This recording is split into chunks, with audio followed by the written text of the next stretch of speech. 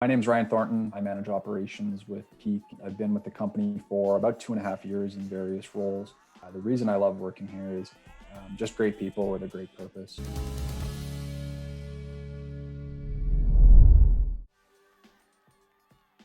So with the big shift to remote work in the last little while, it's more than reasonable at this point to expect people to become prepared with knowledge on how to participate in virtual calls. And there's always somebody who doesn't know how to share their screen or is muted and doesn't realize. Those are kind of the basics at this point, but just the etiquette that comes with that. It's just not the same when you're not in the office anymore. You don't just look over and see somebody there. So the defaulting to video, it just gives that extra personal touch that I think is really necessary when working virtually like this.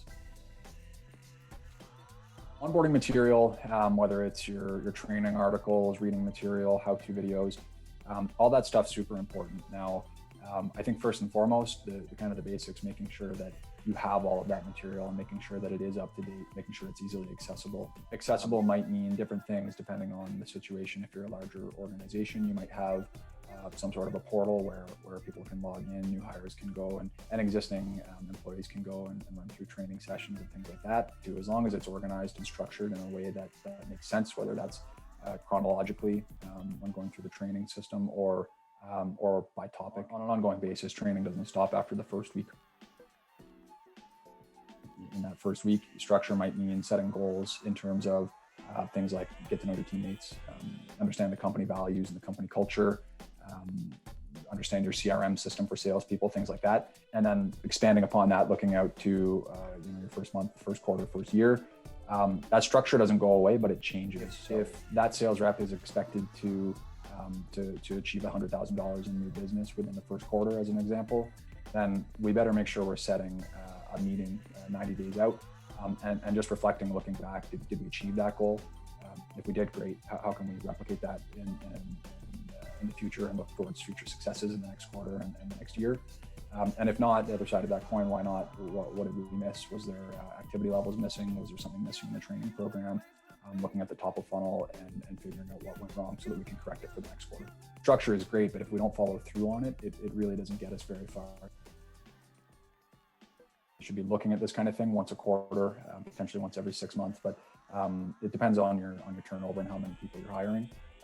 Things change, depends on what you're training on. Are you a technology company? Do you need to keep up to date with new software updates and things like that? If so, you probably need to look at this on an ongoing basis. For Peak, we're a services company. Our processes are always changing, always improving. That's one of our core values.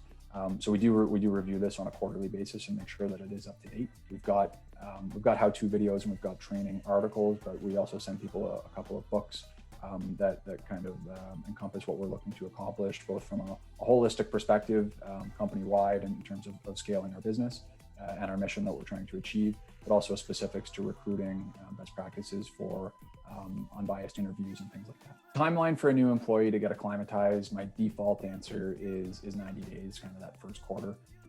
It's usually enough time for you to get to know that employee and kind of confirm whether or not they're going to be a good fit for you long term. But that goes both ways.